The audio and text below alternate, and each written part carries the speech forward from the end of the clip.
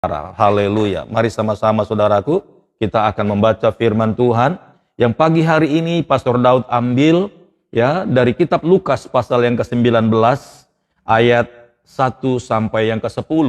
Ya, judul pagi hari ini Pastor Daud tulis di renungan pagi di fanpage Facebook ini adalah berlari mengejar Tuhan, ya, berlari mengejar Tuhan. Haleluya.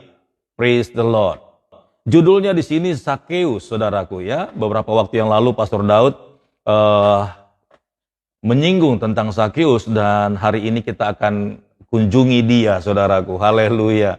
Ya, mari sama-sama kita kunjungi Zakheus. Zakheus sedang lagi ngapain ini ya?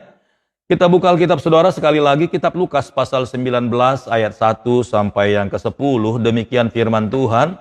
Ayat yang pertama, Yesus masuk ke kota Yeriko dan berjalan terus melintasi kota itu.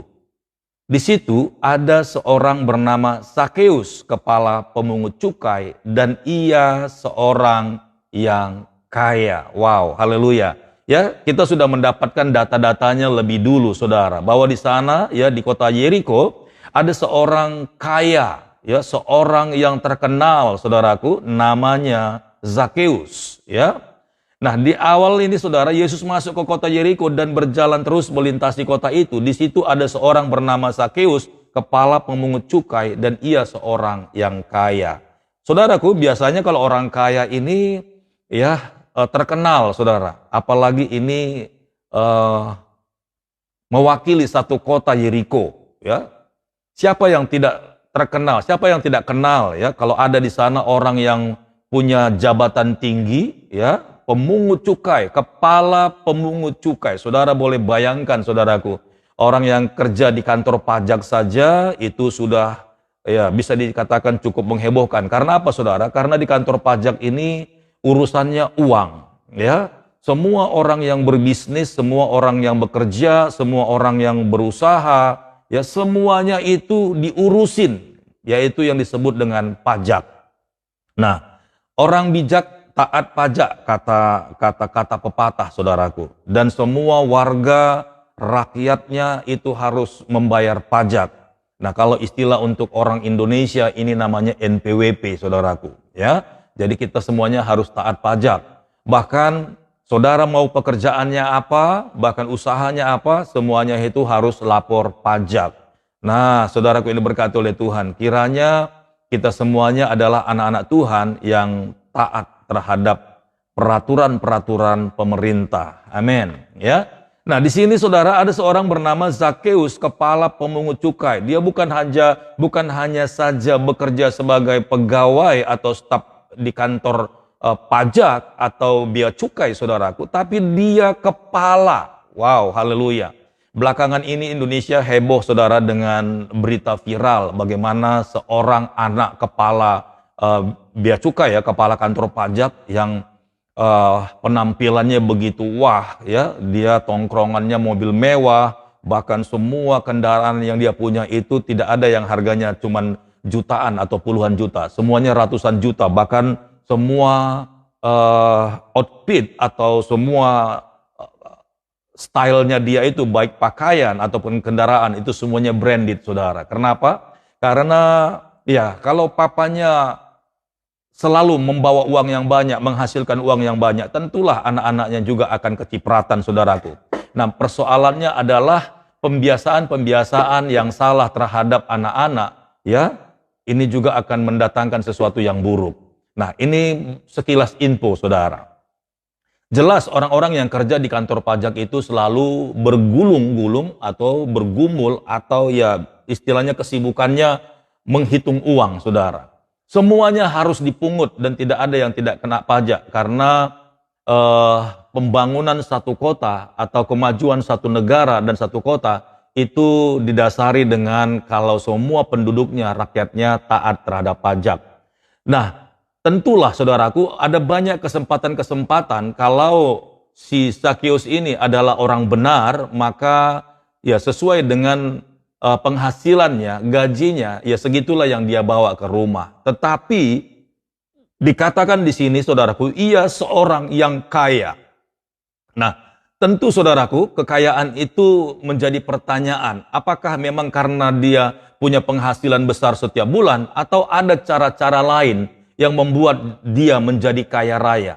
Ya, ada banyak orang cepat kaya tapi bukan karena dari yang sesungguhnya, tetapi ada banyak orang cepat kaya karena jalan-jalan yang tentunya bukan daripada perkenanan Tuhan. Ya, ada banyak orang kalau dikasih satu kesempatan, dia bekerja dimanapun, dan kalau orang-orang kantor berkata dia ada di tempat meja yang basah. Wow, ini satu kesempatan saudara. Ada banyak cara yang akan dia buat sehingga bagaimana caranya kalau dia pulang ke rumah dia selalu membawa uang yang banyak. Haleluya. Pertanyaannya saudaraku, apakah anak-anak Tuhan, apakah anak-anak orang benar boleh melakukan yang namanya pekerjaan-pekerjaan yang mendatangkan hasil yang banyak tetapi tidak karena perkenanan Tuhan? Jawabnya tidak bisa, saudara. Karena itu bukan berkat Tuhan, itu adalah barang curian, itu adalah barang rampasan, itu adalah barang jarahan. Bukan dari hasil atau gaji atau karena jerih payahnya. Karena orang yang bekerja di instansi itu tentu sudah ditentukan gajinya, berapa setiap bulan, berapa tunjangannya. Tentu dia bisa mengukur kemampuannya, saudaraku. Tetapi kalau ada orang bekerja di dalam satu posisi dan dia langsung kaya raya, tentu sudah punya alasan, saudaraku. Mari kita belajar dari Zakeus apa yang terjadi di dalam hidupnya ketika dia melakukan pekerjaannya di luar kehendak Tuhan, saudaraku. Ya, haleluya. Sekali lagi Pastor Daud akan baca dari ayat yang pertama. Bagi saudara-saudara yang baru bergabung, saudaraku, perhatikan dan ambil Alkitab saudara. Lukas pasal 19 ayat yang pertama, judulnya Zakeus. Yesus masuk ke kota Yeriko dan berjalan terus melintasi kota itu. Di situ ada seorang bernama Zakeus, kepala pemungut cukai, dan ia seorang yang kaya. Bukan hanya kaya, saudaraku, di ayat lain sudah dijelaskan, ayat 7 berkata, tetapi semua orang yang melihat hal itu bersungut-sungut, katanya, ia menumpang di rumah orang yang berdosa. Sudah kepala pemungut cukai, dia sangat kaya, tapi dia orang berdosa. Alkitab yang menjelaskannya, saudara. Ini bukan diada-ada oleh Pastor Daud, tidak. Ini sesuai dengan catatan firman Tuhan. Jadi sudah jelas, saudaraku, bahwa Zakeus ini terlihat viral, saudaraku. Ya, dia seorang konglomerat. Dia seorang pejabat tinggi, dia seorang yang sangat terkenal, ya. Kalau dia lewat di kota Yeriko itu, mungkin kendaraannya kalau untuk zaman sekarang ini, mungkin kendaraannya itu kendaraan bermeret, bukan buatan Jepang, tapi buatan Eropa, saudara. Ya, tadi Pastor Daud sudah singgung, tidak ada ukurannya puluhan juta, bahkan ratusan juta. Mungkin kendaraannya sudah miliaran, saudara. Kalau anak-anaknya saja sudah ratusan juta, bahkan miliaran, bagaimana orang tuanya? Tentu stylenya ini akan berbeda, saudara. Kalau dia sedang berjalan kaki, siapa yang tidak kenal dengan orang yang kaya raya di kota itu? Siapa yang tidak terkenal? Sama seperti kalau kita di Indonesia ini, saudara. Ada pengusaha terkenal, orang yang terkaya di Indonesia. Tentulah sudah dicatat sama orang-orang bahwa orang-orang yang paling terkaya di Indonesia ini, bahkan di seluruh dunia pun, semuanya bisa diketahui, saudaraku. Haleluya. Praise the Lord. Kita belajar, saudara. Nah, ini Zakeus ini seorang kepala pemungut cukai dan ia seorang yang kaya. Untuk apa dia ditulis dalam Alkitab ini? Apa yang terjadi di dalam hidupnya? Ia berusaha untuk melihat orang apakah Yesus itu, tetapi ia tidak berhasil karena orang banyak sebab badannya pendek. Saudara, ketika Alkitab mencatat bahwa Zakeus ini mulai care, mulai peduli dengan Yesus, dan di sini dikatakan dia bertanya dalam hatinya, siapakah Yesus itu? Sampai dia ingin tahu dan dia berusaha untuk melihat Yesus. Saudaraku, ada banyak orang yang bisa dikatakan viral, orang yang terkenal, orang yang kaya raya, ya, orang yang bisa dikatakan orang yang luar biasa, saudara, dalam kesibukannya. Tentu nggak punya yang namanya waktu untuk memperhatikan pelayanan-pelayanan seperti Yesus ini, saudara. Tentulah orang-orang yang terkenal seperti Zakeus ini tahunya pergi pagi, saudaraku, dia ke kantor, kemudian pulang sudah larut malam, dia balik lagi ke rumahnya dan terus seperti itu. Ya, ada banyak orang-orang yang seperti Zakeus ini, dimanapun, apalagi di Indonesia, boro-boro untuk mulai mengutik-ngutik yang namanya pelayanan, ibadah, bahkan mencari Tuhan, itu udah gak mungkin karena di dalam mindset mereka, bagaimana caranya agar hari ini perusahaan saya berkembang, dan di dalam pikiran mereka, bagaimana caranya agar perusahaan saya ini terus semakin meningkat, bagaimana agar staf-staf saya ini, semua pegawai-pegawai saya, semua bekerja dengan maksimal, agar penghasilan bulan ini semakin naik levelnya. Dan rata-rata saudaraku orang-orang konglomerat seperti Zakeus ini hampir-hampir sudah nggak punya waktu untuk cari Tuhan. Hampir-hampir sudah nggak punya waktu untuk beribadah. Apalagi cari tahu siapa Yesus itu saudaraku. Haleluya. Kalau bukan karena ada satu hal yang dialami oleh Zakeus, tentulah Zakeus tidak akan menoleh kepalanya sebentar untuk melihat dan siapakah Yesus itu. Dan ternyata tak cari tahu saudaraku. Dan ternyata mulai disurvei oleh Zakeus ini, ternyata Yesus itu adalah seorang yang viral juga. Kalau Zakeus viral masalah kekayaannya, karena dia seorang pejabat tinggi negara, kepala pemungut cukai, dan dia seorang yang kaya, tentu dia viral, saudara. Begitu juga Yesus. Yesus itu viral, tapi bukan berbicara tentang harta benda. Yesus itu viral karena dia seorang pribadi yang peduli dengan orang susah.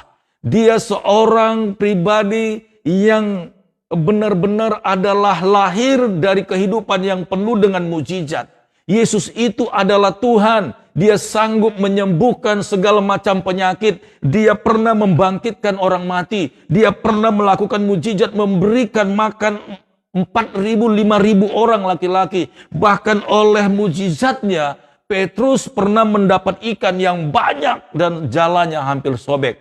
Tentulah berita itu cepat merebak, saudaraku. Di mana saja Yesus ada, di mana saja Yesus melayani, tentulah Yesus itu dikerumuni orang banyak.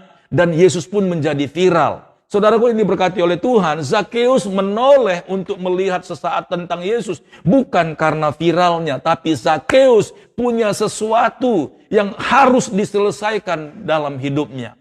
Dia tahu kalau Yesus itu menyembuhkan orang lumpuh dan berjalan. Dia tahu Yesus itu membangkitkan orang mati. Dia tahu Yesus itu menghibur orang-orang susah. Dan tentunya saudara, Zakeus ini membutuhkan apa yang dapat diberikan oleh Yesus, saudaraku.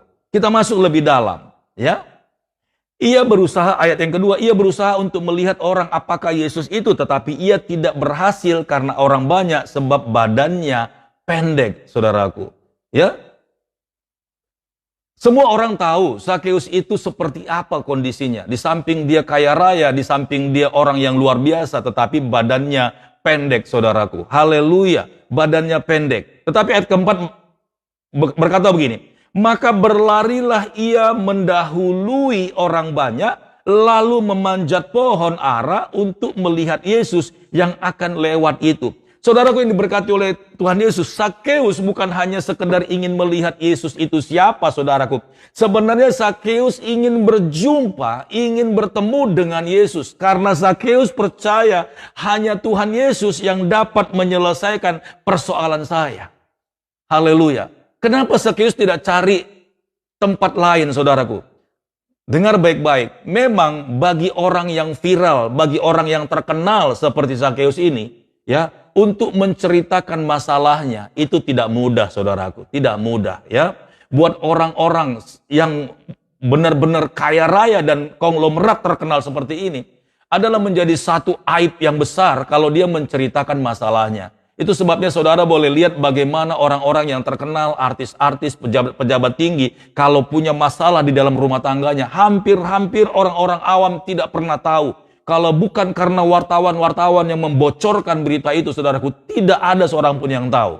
Haleluya. Demikian juga Zakeus. Dia punya masalah yang besar, tetapi tidak ada semua orang yang tahu. Terlihat kalau dia keluar dari rumah, ya pakai mobil mewah, pakai kendaraan yang bagus. Kalau zaman dulu itu naik onta barangkali, atau mungkin naik kereta kuda, saudaraku.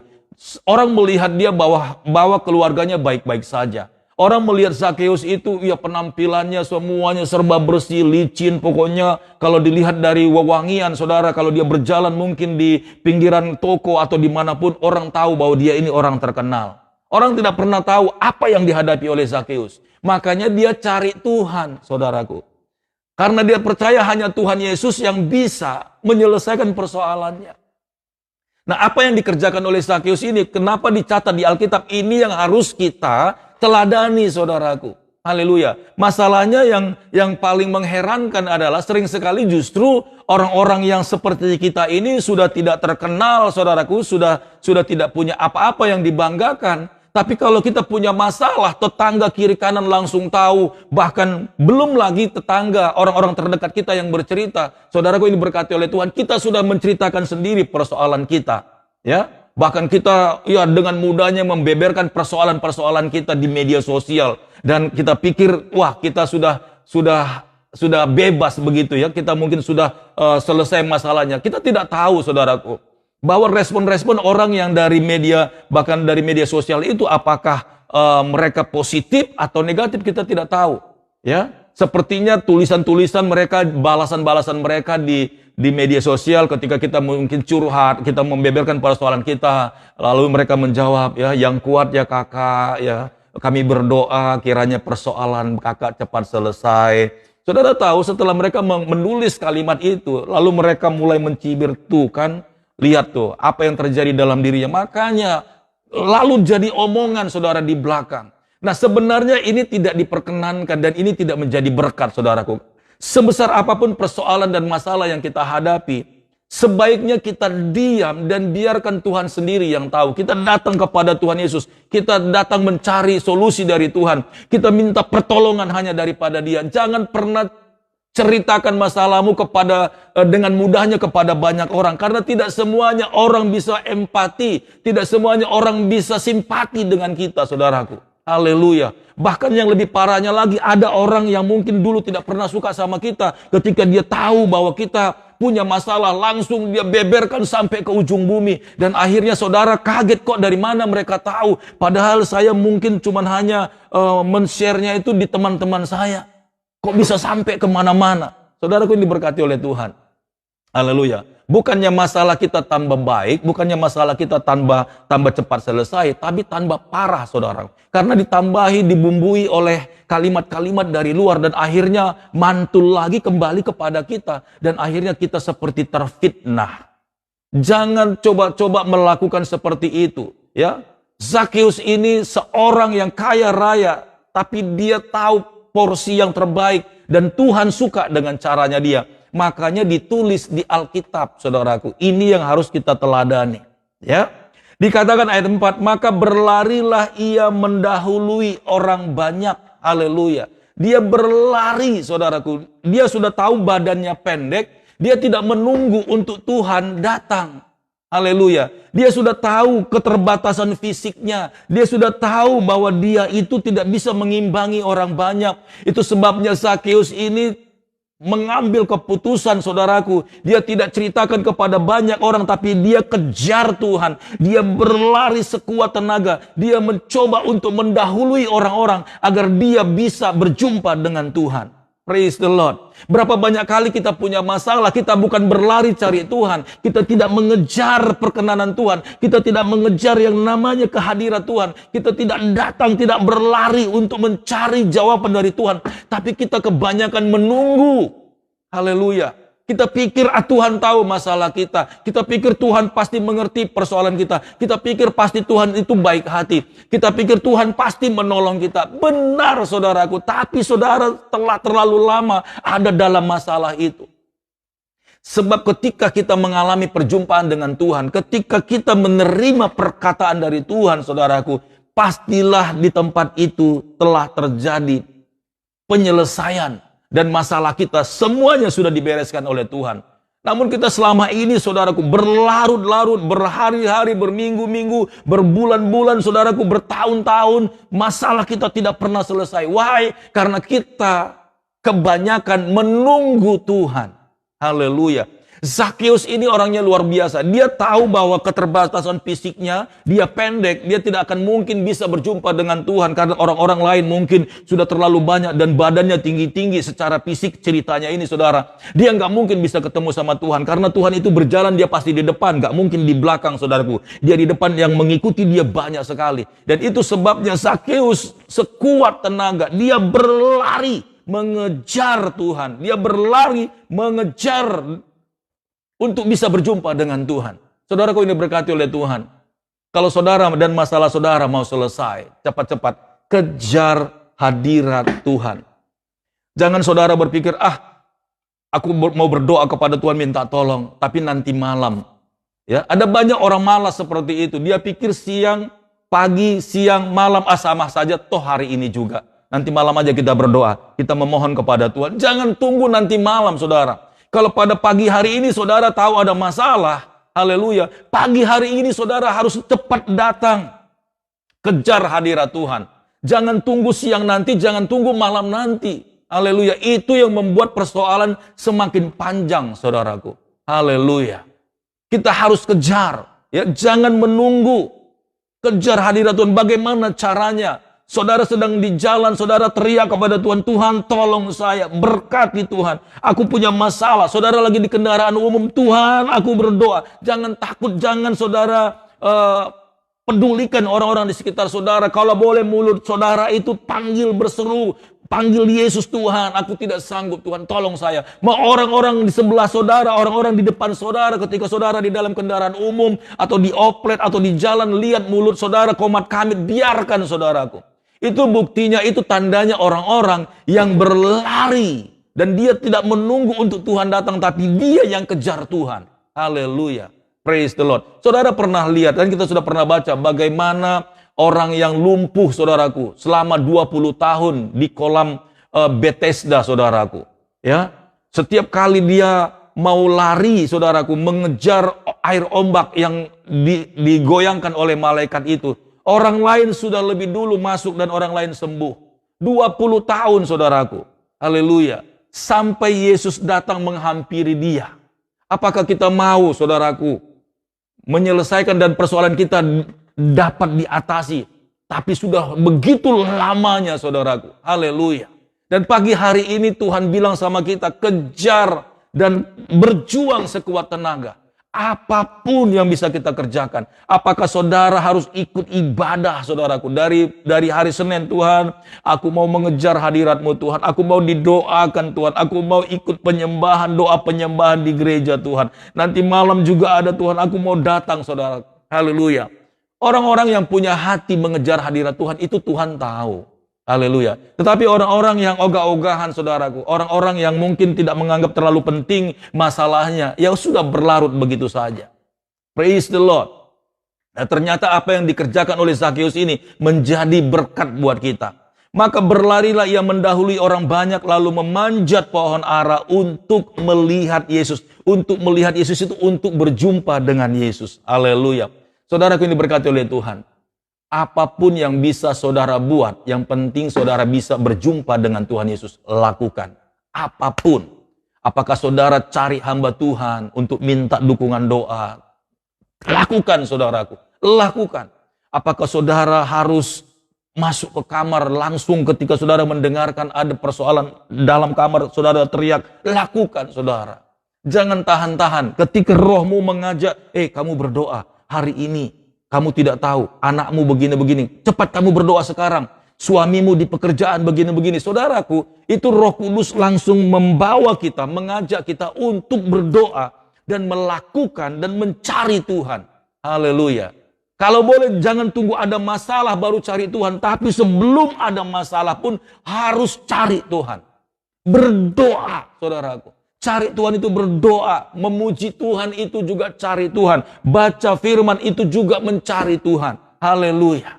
Ya. Jadi jangan saudara pikir ya datang ke gereja saja yang cari Tuhan, tapi saudara tidak pernah biasakan untuk membuka Alkitab, saudaraku.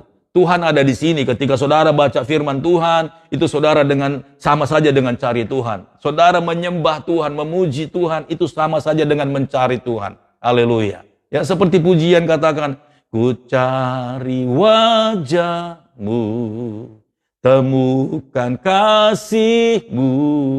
Saudaraku, dalam pujian pun kita bisa berjumpa dengan Tuhan. Haleluya. Praise the Lord. Ya, jadi Sakeus ini berusaha sehingga dia harus memanjat pohon dan untuk melihat wajah Tuhan. Ayat yang kelima, ketika Yesus sampai di tempat itu, karena Sakeus sudah lebih jauh berlari dan di depan itu ada pohon ara, saudaraku, dia memanjat sekuat tenaga. Bukan hanya berlari secepat mungkin, tapi dia berjuang memanjat, saudaraku. Udah tentu bahwa di pohon itu tidak ada tangga, tidak ada disediakan fasilitas, saudaraku. Tapi Sakeus harus memanjat sampai dia bisa melihat Tuhan. Jangan pernah berhenti, saudara, berdoa. Jangan pernah berhenti untuk cari Tuhan.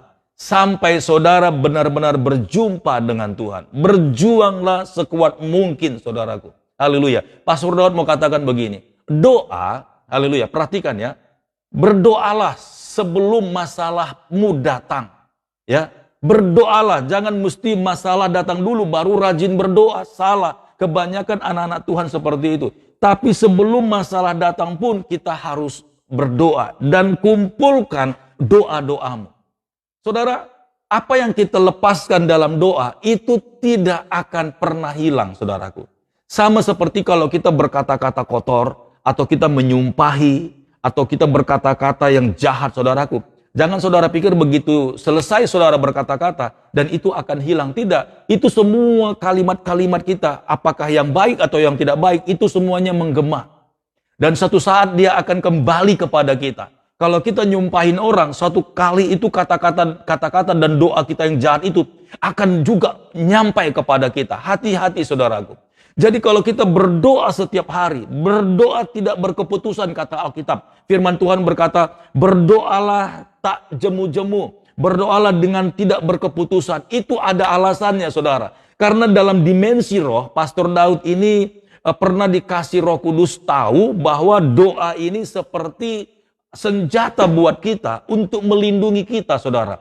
Doa yang kita naikkan itu adalah bekal senjata buat kita untuk mengalahkan segala serangan-serangan musuh. Contoh seperti ini, saudara. Ketika pagi hari ini aku berdoa, Tuhan berkati lindungi anak-anak kami, Tuhan. Berkati lindungi kami setiap hari, pagi, siang, dan sore. Jauhkan dari segala ancaman, jauhkan dari segala kuasa kegelapan, jauhkan dari segala roh-roh jahat, sakit, penyakit. Jauhkan kami, Tuhan, dari segala roh maut. Saudaraku, setiap pagi, setiap kali saya berdoa, saya menaikkan doa itu. Sepertinya tidak ada sakit penyakit, sepertinya tidak ada wabah, sepertinya tidak ada roh maut. Saudaraku diberkati oleh Tuhan, siapa yang tahu bahwa di depan kita ini ada yang namanya roh maut datang, ada yang namanya pencuri datang, ada yang namanya kemalangan datang, ada yang namanya wabah datang, saudaraku. Dengar baik-baik, ketika kita sudah mengumpulkan di alam roh ini doa-doa yang kudus, doa-doa yang berkenan di hadapan Tuhan. Ketika ada serangan musuh datang kepada kita, maka doa kita itu akan menggempurnya, saudara. Satu-satu dia hancurkan. Satu-satu dia hancurkan. Setiap kali ada sesuatu yang tidak berkenan datang, ingin menghempaskan kita, maka doa kita itu datang menyerang lebih dulu. Kalau istilah perang itu namanya rudal skat, saudaraku. Ya, kalau ada musuh melepaskan rudal, maka senjata kita itu sudah menghancurkannya sebelum sampai kepada kita. Dan semakin banyak doa-doa kita, saudaraku, semakin banyak pula, saudara, haleluya, ya, senjata-senjata kita yang akan melindungi kita. Jadi jangan pernah berhenti berdoa. Ada banyak orang setelah kena sakit baru berdoa, saudaraku. Setelah dia sudah kena serangan baru dia berdoa. Bagaimana dia harus melepaskan serangan itu. Bagaimana dia harus melepaskan senjata musuh. Bagaimana dia harus melepaskan semua panah api si jahat itu dengan susah payah. Haleluya. Tapi orang yang selalu berdoa dalam hidupnya, dia akan tenang berjalan. Jelas, saudaraku. Ya, jadi saudara bisa bayangkan dimensi rohnya. Orang yang selalu bersekutu dengan Tuhan, orang yang selalu berdoa, datang menyembah Tuhan, dia akan dengan tenang berjalan bersama-sama dengan Tuhan. Dia akan tenang hidupnya. Sekalipun dibawa ke lembah, dia tidak akan pernah takut. Sekalipun dia sedang ada di dalam tempat sesuatu yang tidak, istilahnya tidak kondusif, saudaraku, yang tidak aman, tetapi dia tetap aman. Why? Karena dia punya yang namanya segudang doa yang akan melindungi dia, saudaraku. Haleluya, praise the Lord. Jadi buat saudara-saudara yang punya anak, doalah kepada mereka. Berdoa, Tuhan, aku berdoa buat anakku yang A, B, dan C. Berdoa, Tuhan, ketika dia lagi duduk di sekolah ataupun sedang bermain-main. Aku berdoa buat yang kuliah. Aku berdoa buat suami saya di kantor. Aku berdoa buat istri saya. Aku berdoa buat orang tua saya. Aku berdoa. Saudaraku, ini yang benar, ya. Ini yang benar. Jangan tunggu persoalan masalah datang baru saudara berdoa. Haleluya.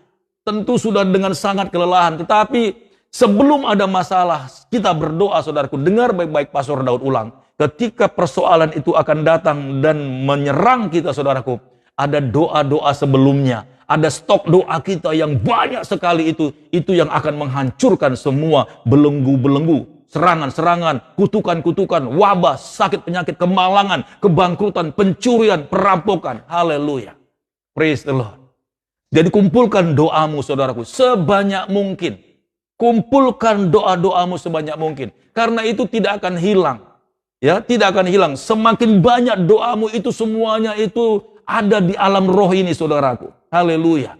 Kalau kita melepaskan sesuatu yang baik, kita memberkati orang, maka suatu kali kelak doa kita itu pun akan memberkati kita. Pastor Daud pernah berkata seperti itu. Kalau kita memberkati bangsa-bangsa, maka berkat bangsa-bangsa akan mengalir ke rumah kita. Jelas, saudaraku. Kalau kita berdoa untuk kekhawatiran, maka kekhawatiran-kekhawatiran terus yang datang kepada kita. Tetapi lepaskanlah berkat-berkat yang baik.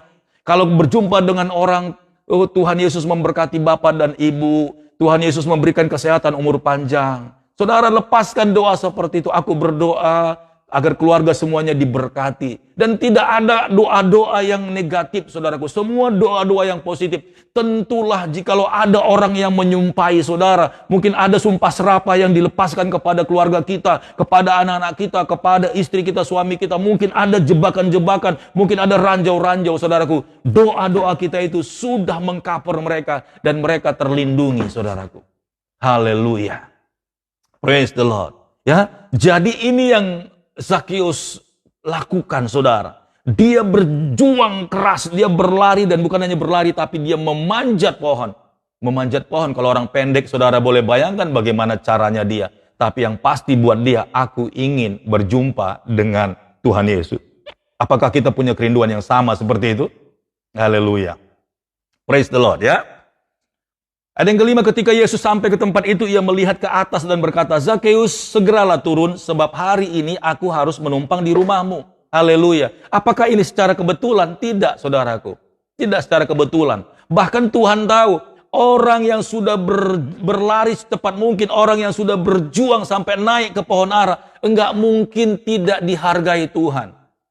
Jadi seberat apapun pergumulanmu, bahkan sebesar apapun perjuanganmu, sudah jelas Tuhan pasti peduli dengan hidupmu. Dia tidak akan abaikan engkau. Dia akan menghargai juga jerih payahnya kita, saudara. Bahwa kita sudah habis-habisan mencari dan mengejar Tuhan. Haleluya. Jadi jangan tunggu, saudaraku. Jangan tunggu.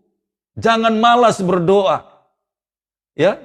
Kita kepingin diberkati oleh Tuhan. Kita kepingin semuanya itu diberkati Tuhan. Pekerjaan kita, kesehatan kita, rumah tangga kita. Tapi kita jarang berdoa. Kita kepingin Tuhan melimpahkan kepada kita, wah, kekayaan dan segala-galanya, saudaraku. Tapi kita jarang berdoa. Bagaimana bisa?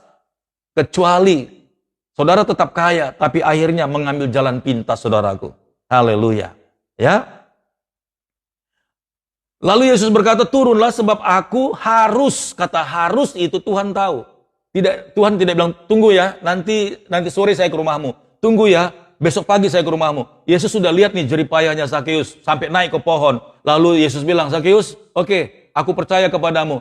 Tapi lusa saya ke rumahmu. Enggak, saudaraku. Ketika Yesus melihat perjuangan Zakeus begitu gigihnya, Yesus langsung bilang, hari ini juga aku harus menumpang di rumahmu. Saudaraku, ini berkati oleh Tuhan. Saya mau katakan begini lagi. Ketika Yesus hadir di rumahmu, ketika Yesus hadir di tubuhmu, pada saat ini juga, engkau yang sakit pasti sembuh. Ketika Yesus hadir di tengah-tengah masalahmu, apapun persoalanmu yang hari ini saudara hadapi, ketika Yesus mampir di persoalanmu, saya pastikan persoalanmu pasti akan selesai. Berjuanglah agar Yesus berkata, hari ini juga aku mampir di dalam hidupmu. Haleluya. Dunia boleh memvonis saudara, dokter boleh memvonis bahwa tidak ada harapan dalam hidupmu.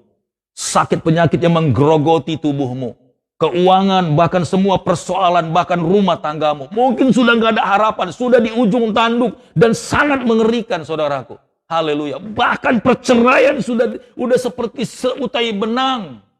Tapi saya mau katakan, kalau Tuhan Yesus mampir dan singgah di dalam hidupmu, tidak ada yang terlalu berat bagi dia. Semuanya selesai. Semuanya selesai, saudaraku. Haleluya. Aku harus menumpang di rumahmu. Harus. Ketika Yesus datang ke rumah Zakeus, pada saat itu juga persoalannya selesai. Haleluya. Kita lihat, saudaraku. Ayat yang ke-6. Lalu Zakeus segera turun dan menerima Yesus dengan sukacita. Ayat yang ke-7, tetapi semua orang yang melihat hal itu bersungut-sungut. Katanya ia menumpang di rumah orang berdosa. Saya mau katakan saudaraku, bahwa dosa itu sudah diselesaikan oleh Tuhan Yesus. Jadi buat kita semuanya yang mungkin selama ini, Tuhan, aku tidak pantas lagi disebut anak-anak Allah. Aku tidak pantas lagi disebut anak-anak kerajaan Allah. Sebab begitu bejatnya saya, begitu berdosanya saya, Tuhan. Saya sudah melakukan kejahatan yang sangat fatal. Saya mau bilang begini, saudaraku. Sebesar apapun dosamu, sehitam apapun dosamu, ketika saudara mau datang dan mencari Tuhan, akan dia buat putih seperti salju. Haleluya.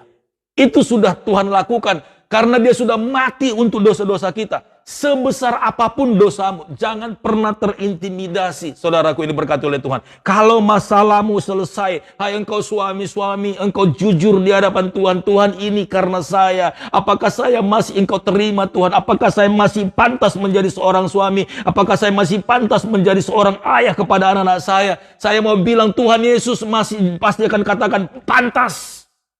Karena Yesus sudah mati buat saudara. Lalu saudara istri-istri berkata, Tuhan, ini karena dosa dan kesalahan saya. Apakah saya masih pantas menjadi seorang istri? Apakah saya masih pantas, Tuhan, menjadi seorang ibu terhadap anak-anak saya? Saya mau bilang, Tuhan Yesus pasti akan jawab, pantas.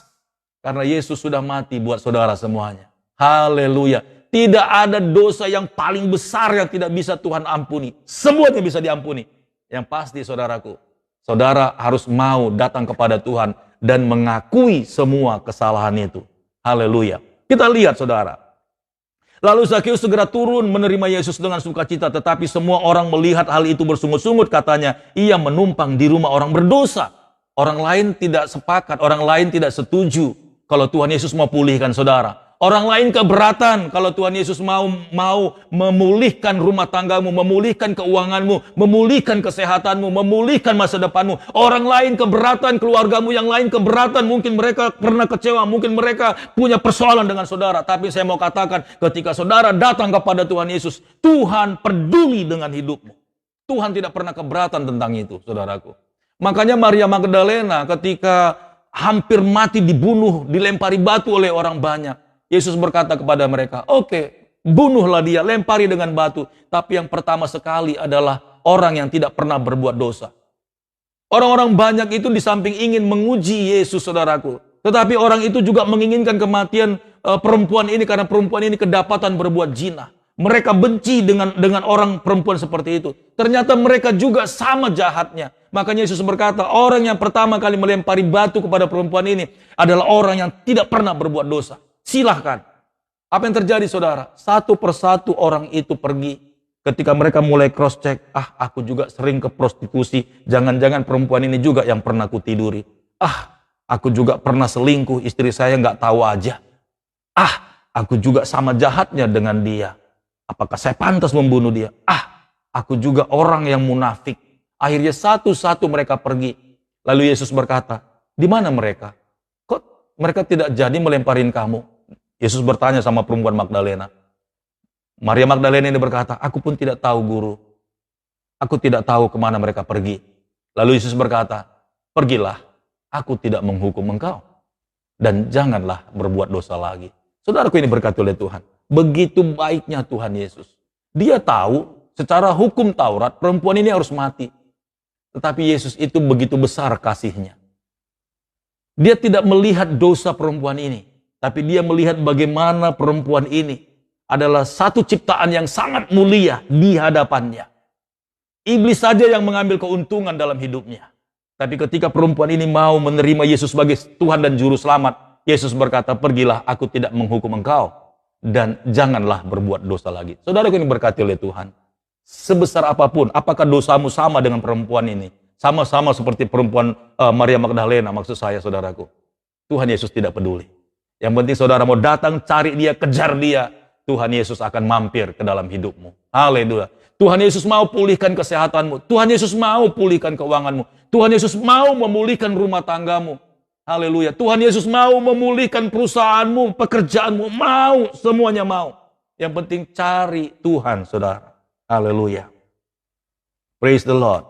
Ayat yang ke-8, tetapi Zakeus berdiri dan berkata kepada Tuhan, Tuhan, setengah dari milikku akan kuberikan kepada orang miskin, dan sekiranya ada sesuatu yang kuperas dari seorang, akan kukembalikan 4 kali lipat. Saudaraku ini berkati oleh Tuhan, inilah masalahnya, bahwa ternyata saudaraku, ketika Zakeus ini berjumpa dengan Tuhan, terjadi yang namanya kelepasan, terjadi yang namanya pengakuan dosa. Haleluya. Yesus nggak bertanya, kamu harus kembalikan semua uang-uang orang yang kamu peras. Kamu harus kembalikan uang-uang orang susah. Saudaraku, ternyata Zakeus selama ini membawa harta ke rumahnya. Dia kaya raya. Itu semuanya uang dari hasil rampasan, saudaraku. Dia tidak peduli dengan orang-orang susah yang tidak bisa bayar saat itu. Karena orang itu tidak bisa bayar, lalu apa yang dia punya ditarik dan disita, saudaraku. Ini pekerjaan Zakeus.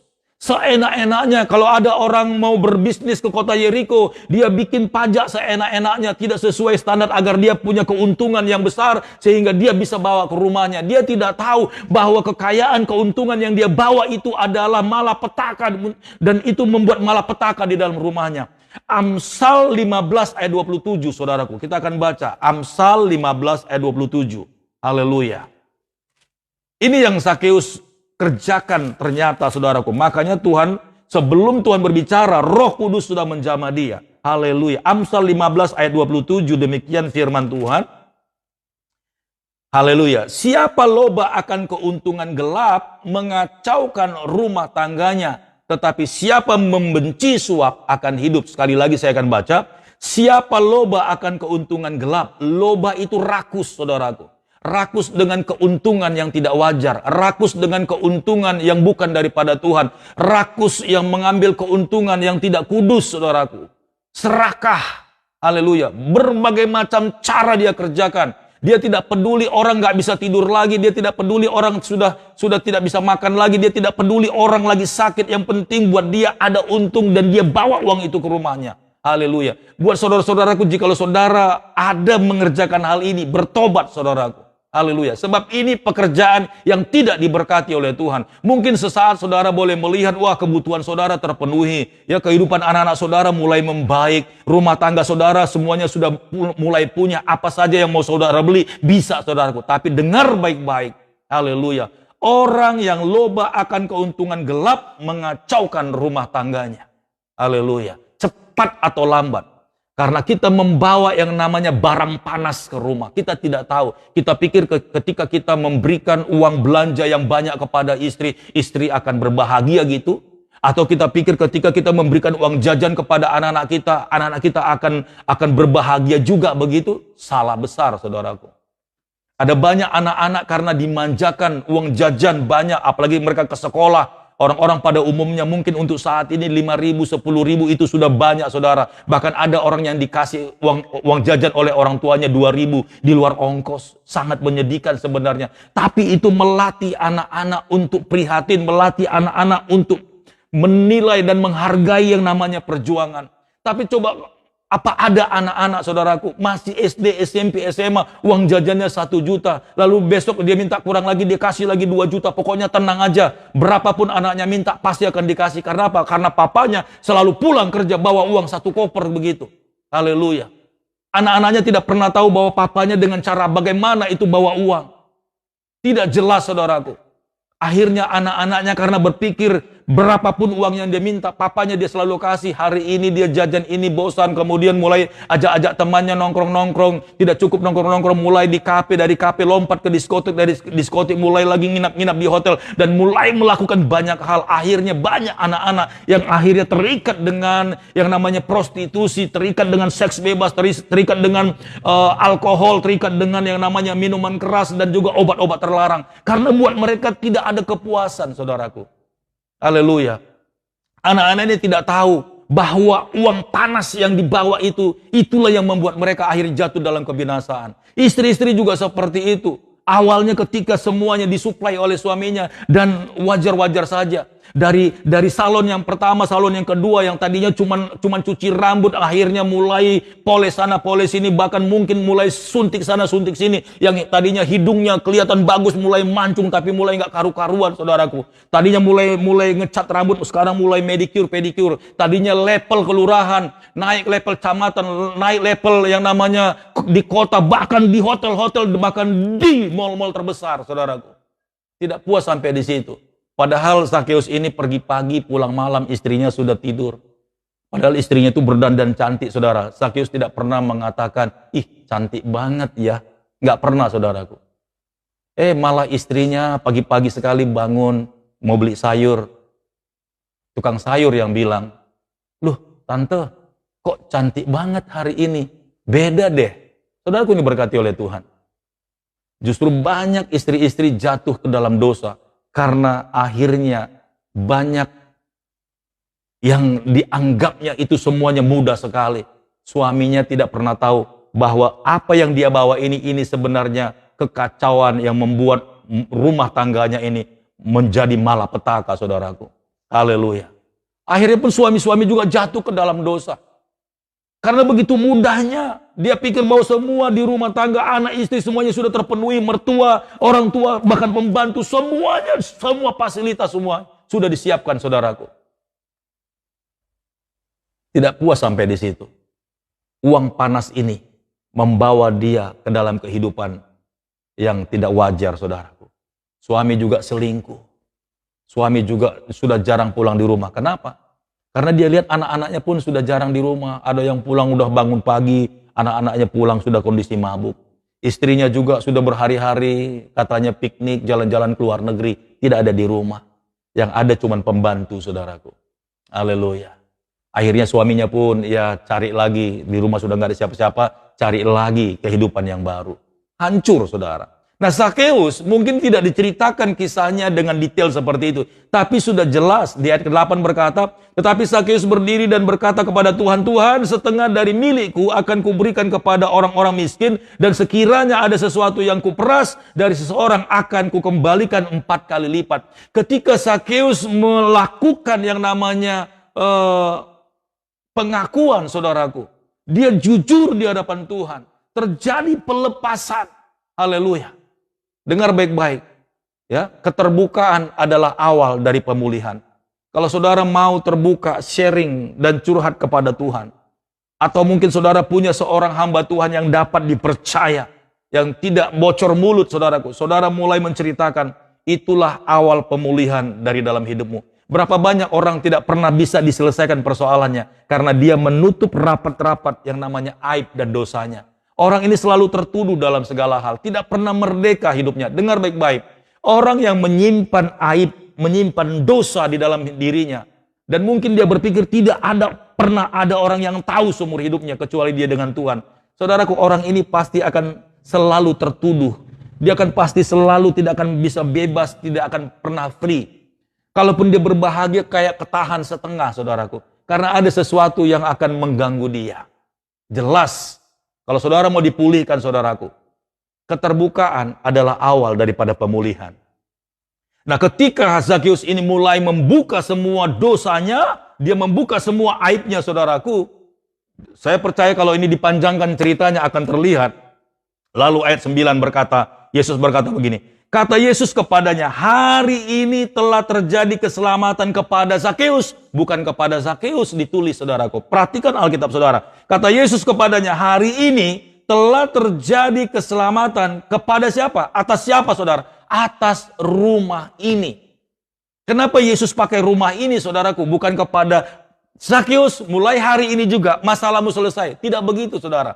Tetapi ketika Zakeus imam ini, dialah sumber masalahnya. Dialah yang membawa malapetaka ke dalam rumah ini tadi. Karena dia yang namanya orang yang rakus, loba akan keuntungan gelap. Akan membawa malapetaka kepada rumahnya. Dan jelas, saudaraku, Yesus berkata, kata Yesus kepadanya, hari ini juga telah terjadi keselamatan kepada rumah ini.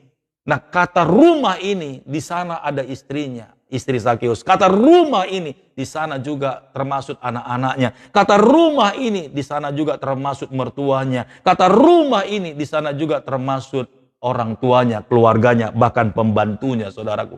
Ketika Zakeus melakukan pertobatan di hadapan Tuhan, dan dia bilang, Tuhan, semua setengah dari milikku akan kubagikan kepada orang-orang miskin. Bahkan jikalau ada yang kuperas, Tuhan. Jelas, saudaraku, kenapa muncul kata-kata itu? Kenapa nggak ada alasan lain? Jelas itu adalah pengakuan yang jujur dari hatinya. Kalau ada yang kuperas, bicara peras itu pekerjaannya. Ya. Kenapa Zakeus nggak bilang begini? Kalau ada yang kuselingkuhi Tuhan, kenapa tidak seperti itu? Tapi Zakeus jelas berkata, kalau ada yang kuperas Tuhan, akan kukembalikan 4 kali lipat. Jelas ketika Yesus melihat ke dalam kehidupan Zakeus ini, itulah masalahnya. Lalu Yesus berkata, hari ini juga terjadi keselamatan atas rumah ini. Haleluya. Ayat 9, kata Yesus kepadanya, hari ini telah terjadi keselamatan kepada rumah ini, karena orang ini pun anak Abraham. Haleluya. Sebab anak manusia datang untuk mencari dan menyelamatkan yang hilang. Tadinya Zakeus itu jelas-jelas hilang, saudaraku. Karena dia keturunan Abraham. Saudara dan saya juga keturunan Abraham. Orang-orang yang percaya kepada Tuhan Yesus. Haleluya. Dengar baik-baik. Ketika kita percaya dan menjadikan Yesus sebagai Tuhan dalam hidup kita, maka kalau ada sesuatu yang tidak pantas, yang tidak berkenan, come on, datang kepada Tuhan. Katakan kepada Tuhan, Tuhan, aku juga salah satu sama seperti Zakeus. Tuhan, aku seperti ini. Aku selama ini tidak menyadari. Ternyata inilah persoalannya. Aku bersyukur Tuhan.